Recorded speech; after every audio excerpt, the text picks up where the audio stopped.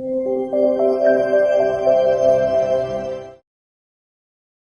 voy a abordar uno de los temas más conflictivos para abordar desde una plataforma. Conozco de la madurez de la Iglesia y sé que usted bien va a entender. Realmente cuando preparaba todo esto, es un problema de una problemática social muy grande que nuestro país está por enfrentar próximamente. Hay hitos en la historia de una nación que sientan un precedente. Hay reglamentaciones, ordenanzas y, por qué no, leyes que, según legisladas, pueden marcar un precedente histórico sobre la vida de una nación. En el año 1979, una mujer que yo admiro profundamente, la Madre Teresa de Calcuta, recibiendo en sus manos el Premio Nobel de la Paz, le habló a todo el mundo y le dijo: si ustedes no quieren cuidar a sus hijos, dénmelos a mí, que yo se los puedo criar. Esa mujer habló con una conciencia, habló con una solvencia de lo que el mundo en aquel tiempo, 1979, azorado estábamos empezando a ver que en algunos países se legalizaba algo que es conocido como el aborto, o precisamente se despenalizaba la acción del aborto. Si usted me permite, en esta noche quiero hablarles del tema y quiero marcar la postura bíblica o de alguna manera lo que Dios habla al respecto. ¿Se anima? ¿Abre su corazón? Hay una gran discusión técnica, yo en esta noche no me voy a poner ahí, hay una gran discusión técnica sobre cuándo empieza y cuándo termina la vida. De hecho, que frente a ciertas circunstancias me tocó discutir, porque clínicamente, y yo agradezco al doctor José, que no está con nosotros, Raca, hoy, él ha tenido la gentileza. Soy una persona que cuando hablo con cimiento y con fundamento. No tengo el tiempo hoy para decirlo todo lo que lo investigué, pero sí tengo el suficiente tiempo para marcar ciertas bases para que usted tenga presente y le ayude a pensar. José me acercó los últimos estudios que la neurociencia o la ciencia y el estudio de este último tiempo de avance tecnológico ha descubierto. Se dice que una persona muere cuando deja de tener actividad cerebral. Y es por eso que la gran discusión empieza a sostenerse de que si una persona clínicamente se dice que ha fallecido cuando deja de tener actividad cerebral, más allá que su corazón siga bombeando, entonces es profeso que también una persona se puede declarar persona cuando la actividad cerebral comienza. Y de ahí la deducción de que el individuo, a partir de la 4ª a la 14ª semana, comienza con su actividad cerebral. Por lo que la ciencia dice que antes de ese tiempo, el ser humano no es humano, sino que es una célula en formación. Por eso que quiero hablarles en esta noche acerca de la vida, un don de Dios. Diga conmigo: la vida, un don de Dios. Quiero ir al origen mismo, en el Génesis, en el capítulo 2, verso 7, dice que entonces Jehová Dios formó al hombre del polvo de la tierra y sopló en su nariz aliento de vida, y fue el hombre, ¿qué cosa? Un ser viviente.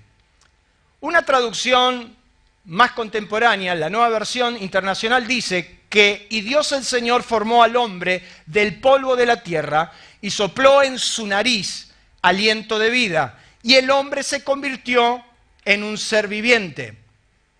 La Biblia latinoamericana dice que existió el hombre con aliento y con vida desde ese instante. La Biblia Peshitta, que es la traducción del arameo más cruda, cuando lee este versículo dice que fue Adán un alma viviente. Los noto un poco serio, relájese. Decirle al que tenía al lado: relájate. El cuadro de la creación es extraordinario, el marco imponente. Ahí estaba el hombre sin conciencia de lo que lo rodeaba, hasta que Dios sopló en él vida y a partir de ese momento se transformó en un ser vivo y consciente de todo lo que pasaba por ¿dónde? Dígamelo usted, a su alrededor. O sea que el hombre entra en contacto con la realidad desde el mismo momento que Dios sopló en él y lo declaró un alma viviente. El hombre estaba rodeado de un montón de cosas, pero no lograba ser consciente. Era una materia hasta que el soplo de Dios introdujo vida en él y recién ahí se transformó en un ser vivo. Vivimos un tiempo tan particular donde existe una desnaturalización y desvalorización de las cosas a tal punto que no sabemos distinguir entre lo bueno y lo malo, lo importante y lo trivial, lo sagrado y lo común, la vida y ¿qué cosa? Y la muerte. Se ha desnaturalizado tanto el individuo, la sociedad vive un tiempo de tanta apatía, de tanta desnaturalización de las cosas, que no logra identificar qué es bueno y qué es malo, qué es vida y qué es muerte. Y es por eso que todos decimos que en estos tiempos la vida no vale, ¿qué cosa? Nada. Hay gente que se cree en el derecho de que por un celular te puede quitar la vida.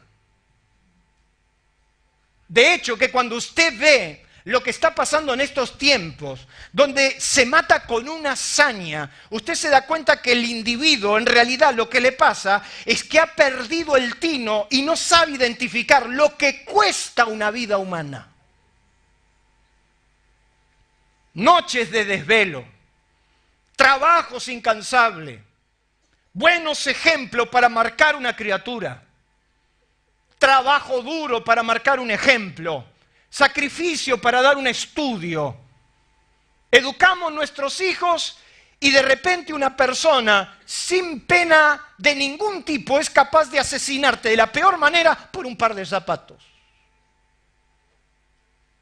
La vida no vale nada.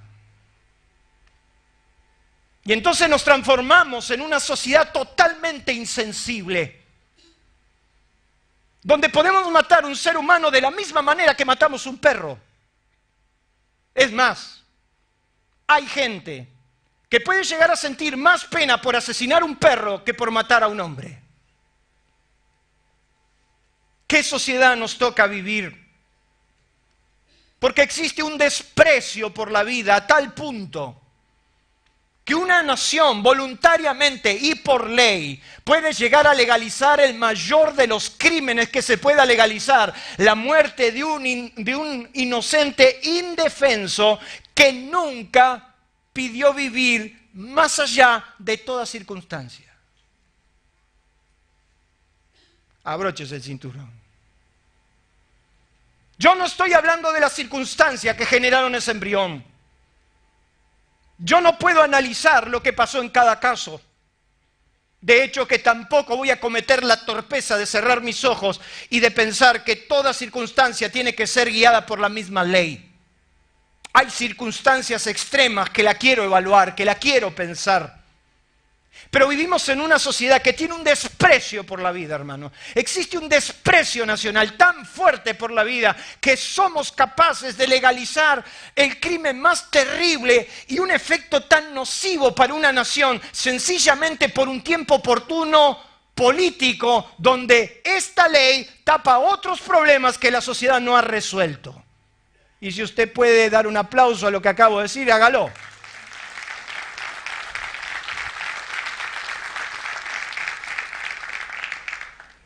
Cuando yo veo con el desprecio que se toma un ser humano,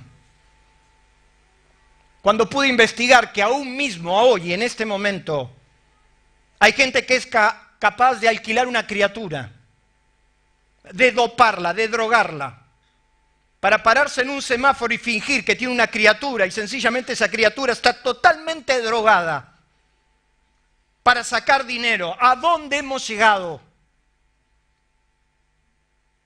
Es el desprecio de la vida. Es el desprecio de que un ser humano vale lo que representa.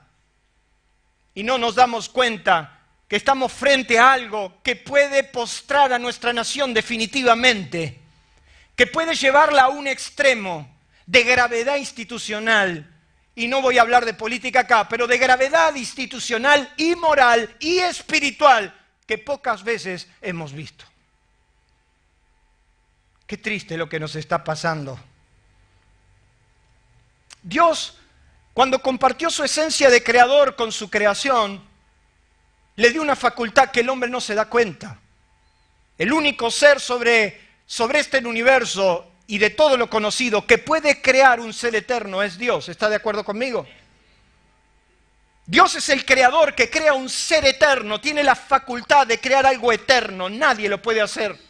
Sin embargo, cuando Dios diseñó al hombre, le dio la facultad de procrear seres eternos, algo que ni siquiera los animales pueden hacer, porque los animales procrean por instinto, pero no son almas eternas, y la Biblia se encarga de decirlo. Pero sin embargo, Dios le dio al hombre la sexualidad, le dio el potencial, le dio la capacidad para que a través del sexo el hombre pueda procrear seres eternos. Quiera usted o no entenderlo, Dios le dio al hombre la facultad de la reproducción sexual, no solamente para deleite. Y no se me ponga rojo porque es así.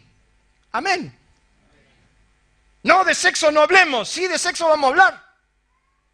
Porque Dios le dio ese don natural y le dijo al hombre: esto te lo doy para que lo disfrutes. Y es en el único ámbito que Dios le dice al hombre: amén, cuanto puedas, dale para adelante. Nunca dijo basta. Gracias, Néstor.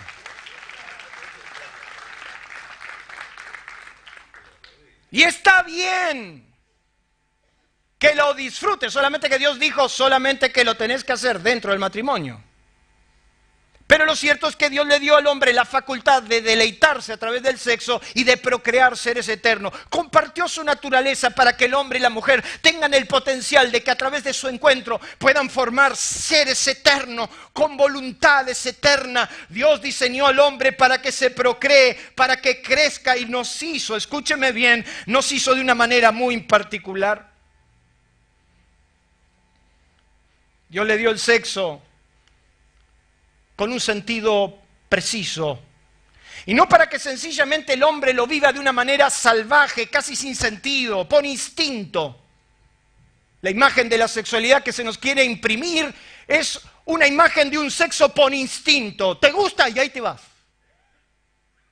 Perdónenme el término, como los perros, como los animalitos. No, Dios le dio al hombre, escúcheme bien, Dios los hizo racionales, inteligentes, emocionales, espirituales, conocedores de lo bueno y de lo malo, y le dejó un testigo directo que es su conciencia para que le diga qué está bien y qué está mal. Aunque usted no lo crea, Dios a usted lo hizo inteligente. Y aunque le cueste entenderlo, es así, diga conmigo, es así. Me hizo inteligente. Pero la Biblia dice que en los últimos tiempos los hombres tendrán un carácter muy particular. El apóstol San Pablo le dice a Timoteo: también debes saber esto, que en los postreros tiempos vendrán tiempos peligrosos, porque habrá hombres amadores de sí mismos. ¿Usted conoce algún amador de sí mismo? Uno que se mira, ¿verdad? Un narcisista. ¿Usted sabe lo que es un narcisista? Un tipo que se ama. ¿Usted conoce gente que se ama mucho, que se ve perfecto? Cristiano Ronaldo, por ejemplo. No tengo nada que ver del fútbol, pero en cuanto una cámara lo muestra, ¡ting! Un narcisista. Dice la Biblia que en los últimos tiempos habrá hombres amadores de sí mismos. En realidad no quiero entrar ahí. Lo que quiero entrar es que si hay hombres amadores de sí mismos, quiere decir que no van a amar su entorno y lo único que le importa sencillamente son ellos mismos. Por eso usted va a encontrar en esta sociedad gente que es capaz de matar, mentir, de robar, de hacer cualquier cosa con tal de salvarse a ellos mismos. ¿Conoce alguno usted? La Biblia dice que habrá hombres amadores de sí mismos, avaros, vanagloriosos, soberbios, blasfemos, desobedientes a los padres. Desobediente a los padres. ¿No? No hay onda. Desobediente a los padres, hasta que no me dicen un amén no me voy. implacables, intemperantes. Pero hay una palabra que a mí me sorprende, porque dice que en todo ese listado tendrán una característica sobresaliente. Dice, sin afecto natural.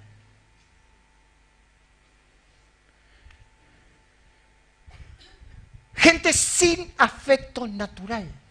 O sea, gente que ni siquiera tiene lo natural. Por ejemplo, una persona es capaz de amar a su padre por un afecto natural. Un padre es capaz de amar a un hijo por un afecto natural. Yo sé que usted a su hijo a veces lo quiere asesinar. ¿O no? A veces lo quiere asesinar. Por lo menos una vez por semana. Pero lo cierto es que aunque sea por afecto natural, cuando usted lo ve dice, la gran flauta es mi hijo este. Diga conmigo, afecto natural. Pero hay gente que no tendrá ni afecto natural, o sea que no le importa nada. Vivimos en una sociedad con un desprecio por la vida, una sociedad sin sentido a tal punto que no le importa nada. Y entonces empieza la doctrina de que lo que importa es lo que te pasa a vos. Lo que importa es realmente cómo vos te sentís. Si vos te sentís que en tu casa está de más, aunque tengas 13, 14, 16, 18, 20 años, tenés el derecho del mundo de irte de tu casa a vivir la vida para que nadie te ponga los límites ni te diga lo que tenés que hacer y lo que no tenés que hacer. Porque lo único que importa es lo tuyo. Sin darnos cuenta en esta mera libertad y sin entrar en una ortodoxia, que no es mi caso, es que empezamos a nuestras familias desarticularlas, porque total lo que importa es lo que nene piensa. Pero si este no se sabe ni siquiera limpiar los mocos, ¿cómo lo vamos a mandar a vivir solo? ¿Estoy hablando bien o más o menos? Y entonces ahí mandamos al adolescente para que viva la vida, pero la ropa la trae a casa para lavar, la cocina la vieja se la tiene que llevar. Me está gustando esto. Vive la vida, vive tu vida, no importa lo que pienses. Si tu padre se enoja es porque no te quiere de verdad. El pobre viejo. El pobre viejo te crió toda la vida y ahora le decís, papá, me voy a vivir solo. Y decía, venís con ese sanguango que te acompaña. Y vos decís, ¿con este? ¿Qué onda?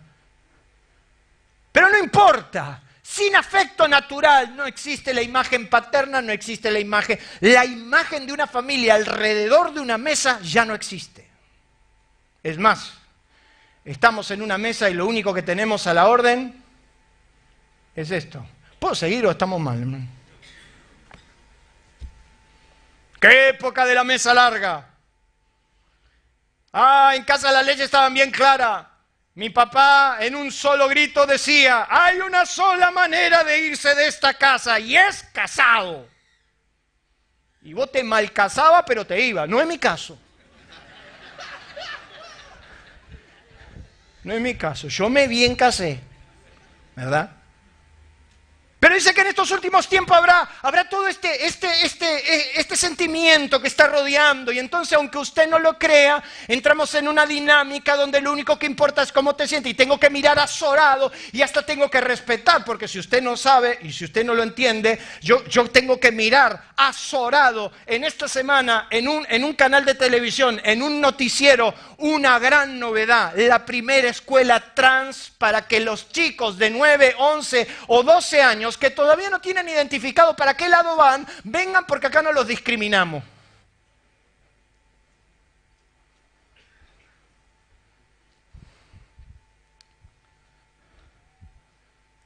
Yo te estoy hablando con el corazón, así vamos a terminar mal.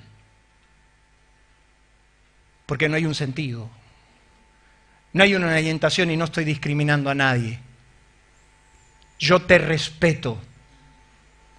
Pero que no me lo impongan como un modelo de vida, porque no es lo que ha dicho Dios.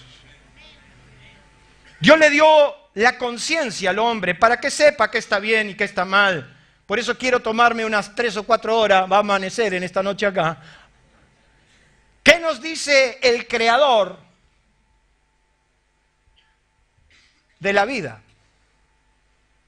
En primer lugar, me gustaría que usted tome nota que lo primero que dice Dios, el Creador de la vida, es que existe un origen de la vida. Hay un génesis de la vida. Existe un origen y Dios lo estableció. Inclusive quiero decirle que ese origen está por encima de los tiempos de los hombres. Dios le muestra esto a Jeremías y me sorprende. Y yo sé que voy a decir una palabra que va a estar fuerte, pero usted la tiene que entender, porque Dios es eterno. Diga conmigo, Dios es eterno. O sea, no tiene el concepto del tiempo. Él establece los tiempos cuando hace la creación y establece los días, las horas y las estaciones. Pero Dios es eterno, no tiene un concepto de tiempo. Él no habita en el tiempo y en el espacio. Él es eterno. Dios le muestra a Jeremías una verdad que nos sorprende a todos y que la leemos rápido, pero es como que nos hacemos que no entendemos, o sí lo entendemos, pero no logramos comprender a profundidad. Dios le dice a Jeremías que hay un hecho notoriamente profundo que él tiene que entender de su concepción. Dios le dice a Jeremías: antes que te formases en el vientre de tu madre, yo te conocí. Eso quiere decir que nuestra vida se inició mucho antes que mamá y papá se juntaran. De hecho, que el hecho que mamá y papá se juntaran y de hecho que mamá y papá te engendraran, eso fue parte de un propósito que trasciende tu tiempo humano. Tu vida estuvo en las manos de Dios antes que tu mamá y tu papá te concibieran. ¿Cuántos dicen amén? Entonces empezás a tener una idea de concepto eterno, porque si mi vida surgió desde la eternidad, si mi corazón, mi vida, mi intelecto, mi propósito fue diseñado por Dios antes de la concepción, yo tengo una vida que Dios conoció antes que el mundo existiese. Dios es un Dios de propósito y trazó un propósito para que yo lo viva en la vida. ¡Wow! Quiere decir que Dios nos eligió en la eternidad, nos puso un propósito y nos dio el tiempo, la vida, para que lo vivamos. Antes que te formases en el vientre de tu madre, yo te conocí. No entiendo por qué no nací en la familia Sausi. Yo tuve que nacer en los Caputo. Tuve que tener un papá como mi papá y tuve que tener una mamá como mi mamá porque fue parte de mi formación. Tuve que tener la disciplina que hubo en mi casa, tuve que tener el concepto, tuve que ser hijo de italiano. Porque los italianos somos así, fogosos, ¿verdad? Temperamentales. A los italianos nos gusta gritar en la mesa. Y parece que estamos peleados, pero no estamos peleando. Es como los españoles. Yo ahora estaba en España y me costó tiempo. El catalán, por ejemplo, te habla retándote. Y te dice: es que tú te vienes a mi casa y te comes el jamón y todo lo que gastes te lo pago y de aquí no te mueves. Y digo: sí, no puedo.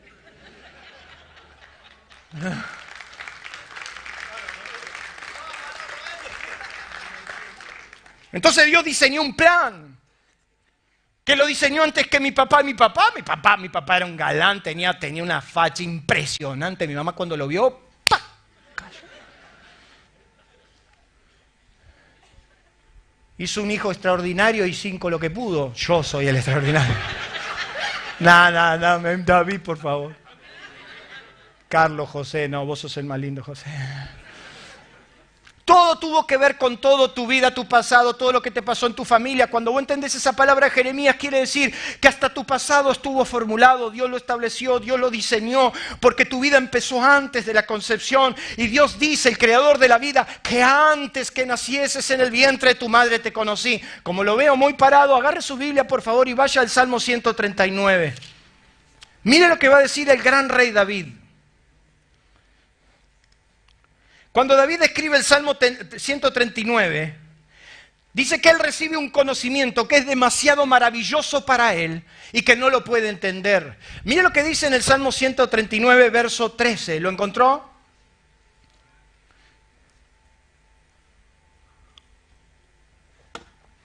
Porque tú, ¿qué dice ahí?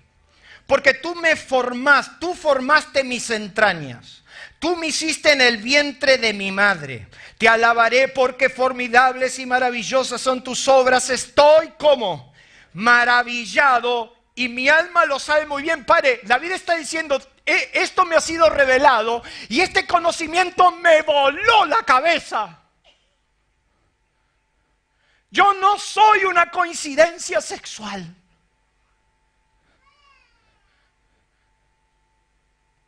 Dios me eligió antes. Mis hijos no son una coincidencia sexual. Tienen destino.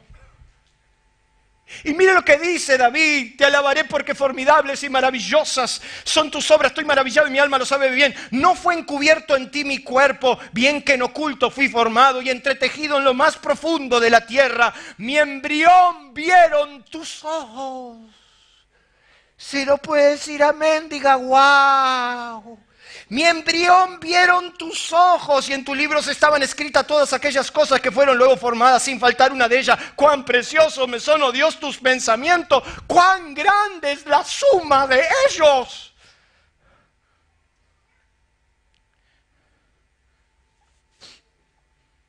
¿Qué está diciendo David?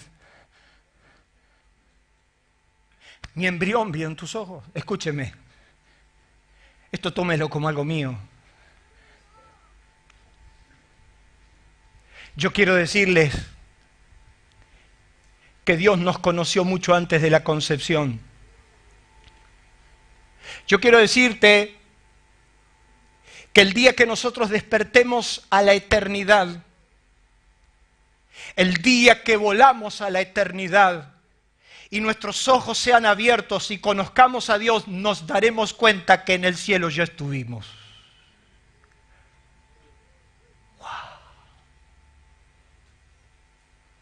Mire cómo quedó.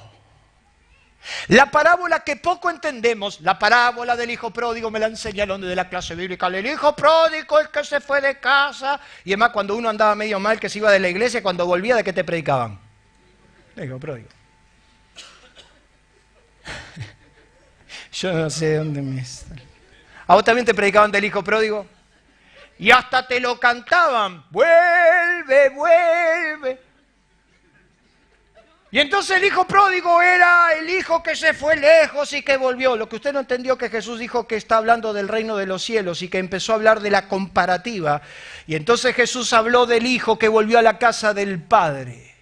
Y entonces habló de ciertos términos que a mí me gustaría que usted preste atención. Porque dice que el Padre dijo, saquen el mejor vestido y vístanle, pónganle anillo en su mano y calzado en sus pies, y traigan el becerro gordo y matémoslos y comamos y hagamos fiesta, porque este es un hijo muerto que ha vuelto al hogar. La idea que Jesús plantea es del hijo que se fue del hogar, pero volvió al hogar. Y entonces Jesús está hablando de la casa del Padre, de volver a la casa del Padre. Y es Jesús el que habló de la casa del Padre y dijo, yo pues voy a preparar morada para ustedes. No se aflijan, porque en la casa de mi Padre, no lo ha dicho, en la casa de mi Padre muchas moradas hay. También les habló de anillo, la herencia. Pablo habla de la herencia de los santos. Le habló de los vestidos y dijo, pónganle vestido nuevo. Y Jesús mismo habló que en las bodas del Cordero entraremos los que tengamos el vestido puesto, y que nadie puede entrar a esa boda si no tiene los vestidos puestos, y que había uno que no tenía vestido y lo sacaron porque no tenía los vestidos para entrar a la gran fiesta. Los vestidos te hablan de la eternidad. Indudablemente Jesús está diciendo del hombre que se fue de la eternidad, vivió en la tierra, pero volvió a la eternidad para recibir la corona de gloria. ¡Aleluya!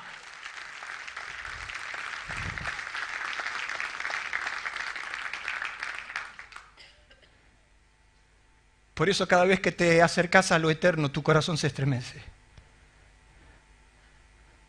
Cada vez que orás. Cada vez que Dios te toca, ¿qué te pasa? Porque es volver al hogar.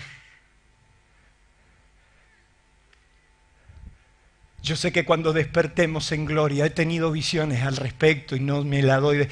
He tenido He tenido experiencias impresionantes con la eternidad de Dios y me he dado cuenta que el día que despertemos en gloria, la mesa del Padre no será nueva para mí. Yo estuve ahí mucho antes y usted también. La vida existe y tiene su origen antes. Dios te conoció de antemano y trazó tu propósito y eso es eterno. Número 2. El creador de la vida sostiene que los enemigos siempre están, los enemigos de la vida. Existe un gran enemigo de la vida, alguien que está muy interesado en interrumpir y hacer todo lo necesario para que la muerte interrumpa la vida. De hecho, que dos personajes nefastos que usted tiene en la Biblia fueron estimulados por el mismo infierno para hacer una gran matanza. ¿Me está mirando mal? Vaya a su Biblia, Éxodo, capítulo 1. ¿Está recibiendo, hermano? ¿Puedo seguir, no? Ay, qué lindo, hermano, cuando volvamos a la reunión de la mañana. Ahí voy a poder predicar sin apuro. ¿Qué le parece? ¿Volvemos a la reunión de la mañana o no volvemos a la reunión de la mañana? Me parece que vamos a tener que volver a la reunión de la mañana.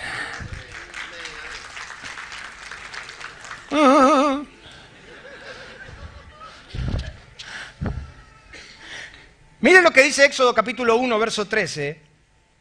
Los egipcios hicieron servir a los hijos de Israel con dureza y amargaron su vida con dura servidumbre en hacer barro y ladrillo y en toda labor del campo y en todo su servicio, los cuales obligaron con rigor. Y habló el rey de Egipto a las parteras. Ajá. Ajá. ¿No lo entendió, no? Diga ajá. Ajá. Ajá. Ajá. Las parteras, el rey de Egipto le dice a las parteras de las hebreas, en las cuales una se llamaba Cifra y otra Fuga, y les dijo: cuando asistáis a las hebreas en sus partos, ¿viste? Como cosa que no quiere, como que no quiere la cosa. Si ves que es varón, lo matás. Y si es niña, déjalo con vida. ¿Qué es eso? Interrupción de la vida. Entonces, mire, por favor, mire qué interesante, para que usted vea que no hay nada nuevo. Cuando asistáis, verso 16, a las hebreas en sus partos y veas el sexo, si es hijo, mátenlo, y si es hija, entonces que viva. Pero las parteras, ¿qué hicieron? Temieron a Dios. Y no hicieron como les mandó el rey de Egipto, sino que preservaron la vida de los niños. Y el rey de Egipto hizo llamar a las parteras y les dijo: ¿por qué habéis hecho esto? ¿Qué habéis preservado la vida de los niños? Y las parteras respondieron a Faraón: porque las mujeres hebreas no son como las egipcias, pues son robustas y dan a luz antes que vengamos a ellas. Y Dios hizo bien a las parteras y al pueblo, y multiplicó y se fortaleció en gran manera. Y por haber las parteras temido a Dios, Él prosperó sus familias. Escuche, iglesia. Si nosotros logramos detener este asesinato en masa que viene sobre nuestra nación, Dios bendecirá nuestra tierra.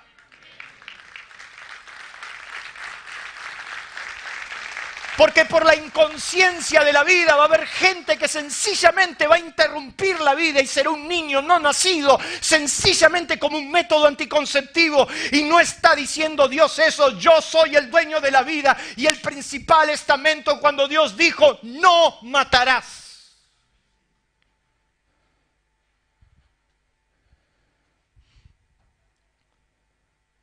Nosotros llevábamos casi 4 años internados con mi hermano David. A los 4 meses de nacer, su hija mayor, Joana, sufre un accidente. Aquellos que no lo conocen, muchos de los que están aquí saben de lo que les hablo. Joana terminó en el hospital Garrahan y el accidente había logrado que el 70% de su cerebro quedara destruido. Joana, durante esos 4 años que estuvo internada, fue operada 2 veces al corazón, 2 veces a su cabeza, porque el golpe produjo hidrocefalia, y 7 veces a sus ojos. En la última internación, Joana entró con un cuadro. Era muy triste, hermanos. Era muy triste ir todas las noches al Garrahan para estar con él. Y en la última internación, Joana sufrió una hemorragia pulmonar. Una hemorragia pulmonar en un adulto puede durar una semana. Joana llevaba más de 30 días con hemorragia pulmonar. Era un pedacito de carne de 2 kilos adentro de un cubo, adentro de una incubadora, con mangueras que iban por todos lados de sangre. Era una carnicería, hermanos, eso. Una cosa es decirlo, otra cosa es vivirlo. Y yo estaba ahí con David, con Elsa, estábamos toda la familia. Y un día te decían que la nena nunca iba a caminar, otro día te decían que la nena nunca iba a ver. Un día te decían que la nena nunca los iba a reconocer como padre, de hecho que nunca los reconoció. Pero en esa última sangrienta internación entendimos que ya no podíamos más. Y entonces yo le digo a David, con mi hermano Carlos y otro hombre que estábamos ahí, le digo, David, esto ya no se puede más. Andate a tu departamento con Elsa, nosotros nos quedamos aquí, me quedé con Ceci. Andate a tu departamento, arrodillate y entregásela a Dios porque Él es el dueño de la vida. David fue a su departamento, se arrodilló y me contó que él le dijo a Dios, Dios, si vos estás buscando que yo te honre con las primicias de mi matrimonio, yo te quiero decir que aquí está mi hija. O la sanás completamente y nunca más entra a un hospital, o sencillamente la sanás o te la llevás. David volvió al hospital, entró y se dirigió a la incubadora. Yo lo estaba mirando.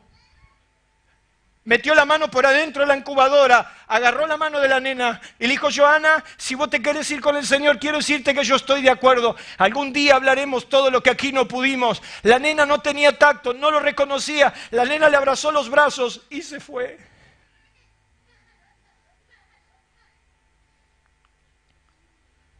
¿Quién me viene a decir a mí quién es el dador de la vida? Todos te decían, desconectala, que deje de sufrir. Siempre supimos que Joana tuvo un propósito de Dios para nuestras familias.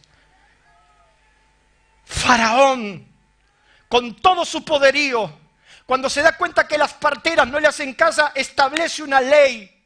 Y una ley faraónica. La ley decía que todos agarren a los hijos de los hebreos y los echen al río Nilo. Y la Biblia nos enseña que todo Egipto, escuchen, no las parteras, el edicto era muy claro, que agarren a todos los hijos y lo echen al río. El río era el río, el dios Nilo. Lo que le estaba diciendo Faraón a los judíos, mi Dios es más fuerte que el tuyo. Y la Biblia nos cuenta que hubo gran clamor, porque dice que los egipcios arrancaron del brazo de las madres a sus hijos y los tiraron al Nilo para que se ahoguen. En un impulso diabólico, de un asesinato en masa. Pero yo bendigo a Dios, porque ahí mismo en el Nilo, en la cara del diablo, Dios preservó al libertador que le aplastó la cabeza. Herodes, llegan los magos, en la tradición dice que habían 3, yo no sé si eran 3. Menciona 3, pero no eran 3, eran unos cuantos, diga conmigo, eran unos cuantos, porque traían de todo. Y entonces fueron a Herodes y le dijeron, vinimos a adorar al rey de los judíos. Y Herodes dijo, ¿al rey de quién? Al rey de los judíos. Ah, al rey de los judíos. Sí, porque su estrella hemos seguido. ¿Se acuerdan de eso? ¿O solo en Navidad se acuerdan? Vieron que al texto que lo leemos solamente en algún momento. Entonces Herodes dijo, así que nació el rey de los judíos. Ajá. ¿Por qué no van a ver dónde está? Así yo también lo voy a adorar. Y entonces la Biblia nos cuenta que los magos siguieron la estrella, que llegaron a Belén, pero dice que por revelación del Espíritu dijeron, no le vayas a decir a Herodes porque este lo quiere matar.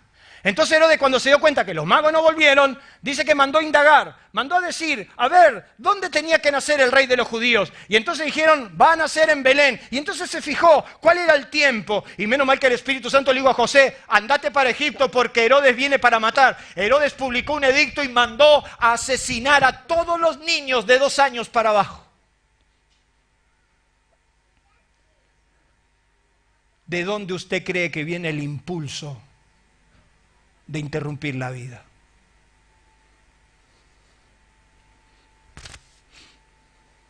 Los enemigos de la vida siempre estarán. El mismo principio los movilizó. ¿Y sabe cuál es el miedo? ¿Saben por qué le tienen miedo a una nueva generación? Porque puede ser la generación que definitivamente levante esta nación para la gloria de Dios. Me deja continuar. El creador de la vida dice, guarda, los enemigos siempre estarán. Número 3, mire lo que dice ahí. Tiene conciencia el mundo exterior. La vida en gestación ya tiene conciencia del mundo exterior. La percepción del mundo exterior o interior de una criatura ya está comprobada y aún se sabe cómo le afecta su carácter, el sentirse aceptado o rechazado. Dicen los psicólogos y saben, de hecho, cómo una criatura percibe, cómo es capaz de percibir hasta el rechazo de su propia madre. Es más, percibe la situación del embarazo, percibe las circunstancias externas del embarazo y de hecho que las circunstancias externas del embarazo también repercuten en su interior. Por ejemplo, hay personas que de acuerdo a su vivencia en el embarazo, la criatura se siente o no mejor. ¿Sí o no? ¿Me está entendiendo? De hecho, que se familiarizan con el mundo exterior. Por ejemplo, dice que Isaac se casó con Rebeca. Y Rebeca no podía tener hijos. 20 años oraron por un hijo, hasta que Rebeca queda embarazada. Fue tanta la gracia de Dios, que en vez de uno, Dios le mandó 2. Tené cuidado. Decirle al que tenía al lado, tené cuidado. Porque por ahí en vez de uno, Dios te manda 2. Pero dice que estos 2, ¿quiénes eran? Jacob y Esaú. Que dice que desde el vientre de la madre se estaban peleando por la herencia. ¿Lo leyó alguna vez? Y dice que se peleaban hasta que Rebeca dijo, no puedo más. Yo me imagino la panza de Rebeca. ¡Pum, pum, pum! ¿Usted cree que los problemas de herencia son de ahora? Estos ya se peleaban desde el vientre de la madre por la herencia. Jacob decía, salgo primero. Y Esaú decía, ni loco vas a salir primero.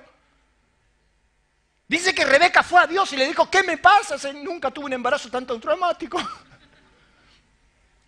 Y dice que Jacob y Esaú se peleaban adentro del vientre y Rebeca deseó la muerte. Y entonces Dios le dijo, ¿sabes lo que pasa, Rebeca? Ahí adentro tenés 2 naciones. Y ahí adentro hay 2 pueblos. Y el pueblo menor servirá al mayor. El mayor, servirá al menor.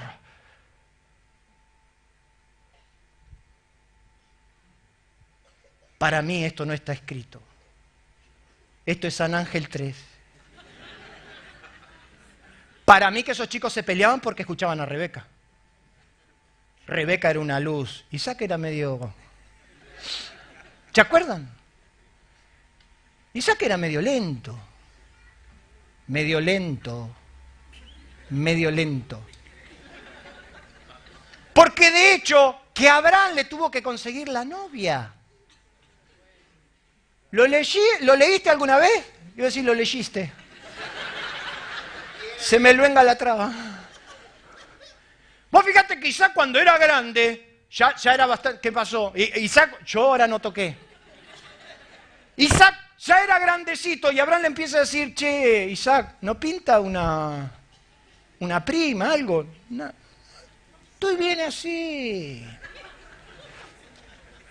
Bien así, ¿viste? Cuando vos a la gente le decís, che, ¿no te pensás casar? Sí, estoy bárbaro, así el tipo está cómodo, la mamá le cocina, le plancha, le hace todos los chistes, ni siquiera aporta en la casa el desgraciado. Vive del padre, así era Isaac, hasta que Rebeca entonces le mandaron a buscar una mujer, entonces a Rebeca se la tuvieron que conseguir, Isaac era medio lento, y para mí que Rebeca, que siempre anduvo perseguida por eso, yo me lo imagino que Rebeca de alguna manera le decía a Isaac, mirá que el que tengo acá va a heredar todo. Y entonces habrán escuchado y le digo, ¿qué van a heredar? Hay una herencia, es mía. No, es mía.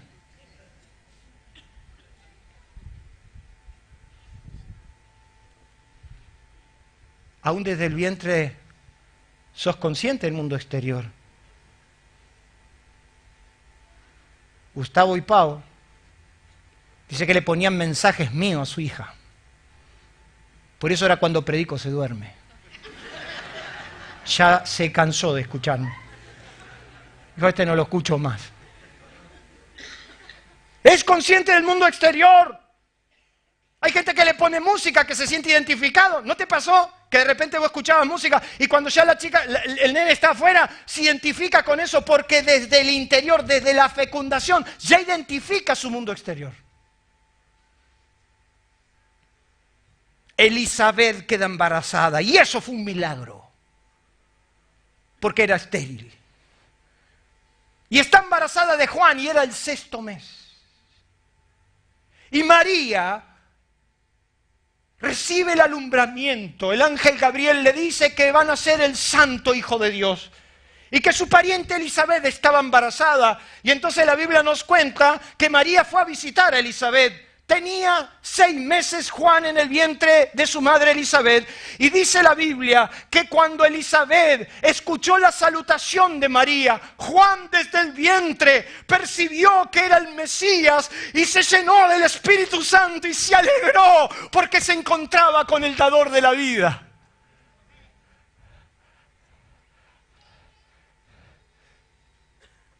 Lo voy a hablar en el último punto.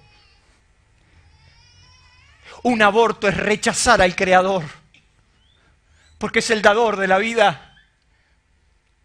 No es solamente un efecto secundario y humano, es mucho más que eso, es hasta espiritual. Porque Juan, cuando percibió que venía María, estaban en el vientre los dos y ya fueron llenos del Espíritu Santo. El mundo exterior. La criatura tiene conciencia del mundo exterior. Y si hay una bendición que la gente perseguía, era la promesa de Deuteronomio capítulo 28, que acontecerá que si oyeres atentamente la voz de Jehová tu Dios para guardar y poner por obra todos sus mandamientos, vendrán sobre ti todas estas bendiciones y te alcanzarán. Y la bendición que más los judíos buscaban era: bendecirá el fruto de tu vientre. Mis hijos son benditos, tus hijos también. El don de la vida está en ellos. Fueron llenos de la vida porque el soplo del Espíritu así lo hizo. El creador de la vida también dice que el aborto es el mayor destructor de la paz social, y le voy a explicar por qué. Isaías dice, y quiero que usted me preste atención: ¿se olvidará la mujer de lo que dio a luz? Isaías, fíjese lo que dice Isaías, que lo dice Dios. ¿Se puede olvidar una mujer de lo que tuvo en su vientre? Y Dios dice, jamás se olvidará. Ahí está el trauma más grande que cada mujer, después de vivida la experiencia, a mí me tocó hablar con ellas. Isaías dice, ¿se olvidará una mujer de lo que dio a luz? ¿Se olvidará de lo que lleva en su vientre? Es imposible que eso acontezca, y lo está diciendo el Creador. Así todo, aunque ella se olvide, yo no me olvido de vos. Dios está diciendo, no existe tal excepción, pero si existiría, yo nunca me voy a olvidar de vos. Si una mujer es capaz de aceptar que asesinen su propio hijo, ¿quién me viene a decir a mí que esa conciencia establecida mañana va a cuidar de los demás? Si somos capaces de autorizar la destrucción de un ser humano adentro nuestro, de nuestras propias entrañas, ¿cómo lograremos que amen y se respeten en la sociedad? Entonces estamos frente a una sociedad que, bajando en su calidad moral, será una sociedad totalmente insensible, que es imposible permanecer con una paz social duradera. Si bien la Biblia no habla de la interrupción del embarazo, en ese caso está hablando de los hijos no nacidos, que si no somos capaces de respetar y de amar, va a ser mucho más difícil que una sociedad acepte amar y respetar a su prójimo. ¿Cuántos dicen amén? Puede darle un aplauso a Dios.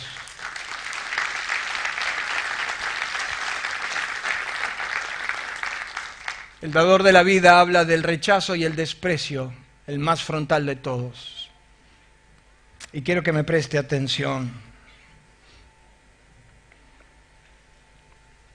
Jesús dijo, y por eso me paro ahí, en determinado momento tuvo que dar una enseñanza y habló del rechazo de un niño.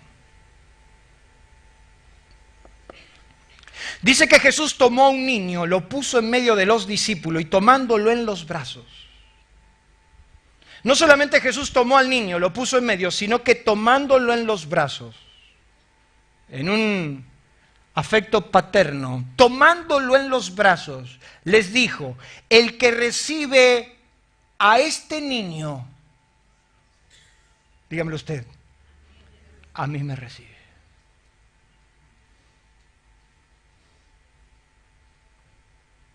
Yo nací, gracias a Dios, en una familia que se festejaban los embarazos. Lo que era eso. Carmela está embarazada. Y era como el cuarto, no importa. Y se festejaba y se hacía una cena y se llamaban a los parientes. Ni hablar cuando teníamos familia, hermano. Cuando tenían familia en el pasillo estaban todos. Y aparte no sabíamos qué era. ¿Es nena o es varón? Ahora hasta esa etapa quemamos. Ahora ya sabemos si es varón, si es nena. Ya sabemos todo. Qué sorpresa cuando salía y te decían, ¡es varón! ¡Vamos todavía!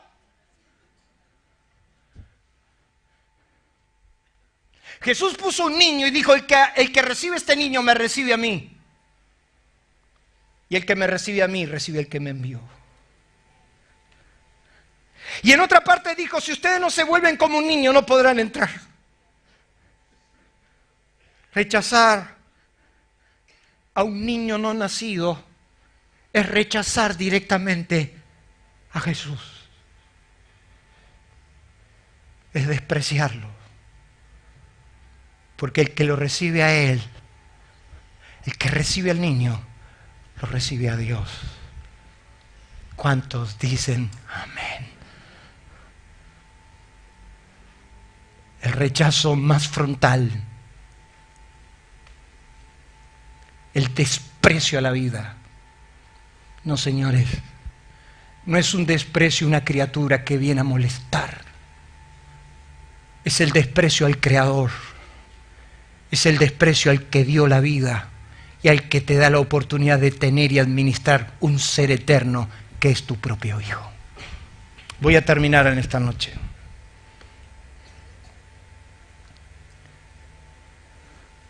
Mira lo que dice ahí. El principio de la vida, el dador de la vida dice, y cuando hablamos de aborto, que invalida el principio de amar. ¿Por qué? Alguien dijo que amar es dar. Y la Madre Teresa, de hecho, que habla en sus libros, que dice que amar es amar hasta que te duela. Si no estamos dispuestos a sacrificar nuestro tiempo, nuestro dinero, nuestra profesión, nuestra imagen por ese niño que viene, independientemente al contexto, no me hables de amar.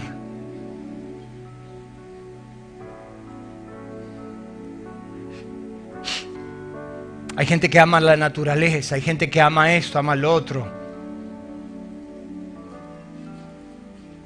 Y no está dispuesto a sacrificar. Estoy hablando de la decisión liviana de decir, yo hoy no estoy preparada para tener un hijo. Ya está. Amar te puede llevar al mayor de los sacrificios. Quiero que usted preste atención a esto. Hay un principio de Dios que Dios se lo mostró a Jonás. Aquellos que están conmigo en la clase bíblica saben lo que es Nínive. Y Dios le mostró a Jonás un principio. Cuando Jonás estaba enojado porque Dios iba a perdonar esa ciudad, se sentó debajo de una calavecera que le hizo sombra, pero después la calavecera se secó. Y como era pelado, dice que el sol le dañó y se enfureció. Entonces Dios le dice esto, pero yo quiero que usted preste atención, que dice que entonces Dios le dijo a Jonás, ¿tanto te enojas por la calavecera? Y le respondió, mucho me enojo hasta la muerte. Y le dijo Jehová, ¿tuviste tu lástima de la calavecera? Diga conmigo, calavecera. En la cual no trabajaste, escuche, preste atención, en la cual no trabajaste, ni tú la hiciste crecer, que en espacio de una noche nació y en espacio de otra noche pereció. Y no tendré yo piedad de Nínive, aquella gran ciudad, donde hay más de 120,000 personas que no saben discernir entre su mano izquierda y su mano derecha. ¿Está hablando de quién? De los niños. Dios estaba dispuesto a pasar por alto la inmoralidad de Nínive por los 120,000 niños que estaban ahí. Pero lo que más me impactó es que Dios le dijo, mira vos, te da pena una calavecera. Hay gente que le da pena los arbolitos, militan en la ECO, militan en Greenpeace, van en busca de la ballena dañada y estoy a favor de eso. Yo soy pro de la vida, yo soy pro de la naturaleza. Pero hay gente que se ofusca, se piensa, ama la naturaleza. Yo conozco gente que tiene criaderos de animales y está bien.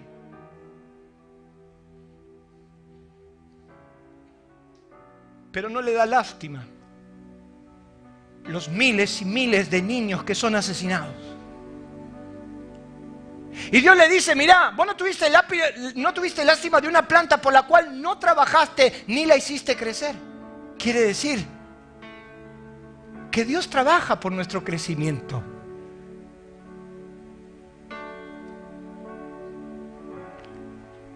Si Dios estaba preocupado por esos 120,000 niños y fue capaz de pasar por alto los crímenes y pecados de una sociedad como Nínive, ¿no deberíamos hacer nosotros algo por nuestra nación?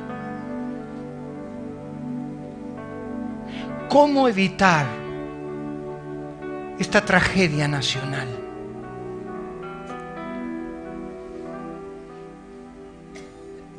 ¿Qué podríamos hacer? Yo te quiero desafiar al miércoles. Usted sabe que los miércoles nos juntamos a orar, ¿no? ¿Usted cree en la oración o simplemente piensa que la oración es una penitencia? ¿Qué le parece si el miércoles venimos todos a orar acá porque es el día que se legisla la ley? Yo te invito. ¿Qué estamos haciendo por nuestra nación? ¿Sabe la maldición que va a acarrear sobre nuestra nación si se legaliza esto? Es por eso que nosotros estamos a favor de las dos vidas. Y nosotros como la Iglesia de Cristo respetamos el principio de la vida y decimos no al aborto.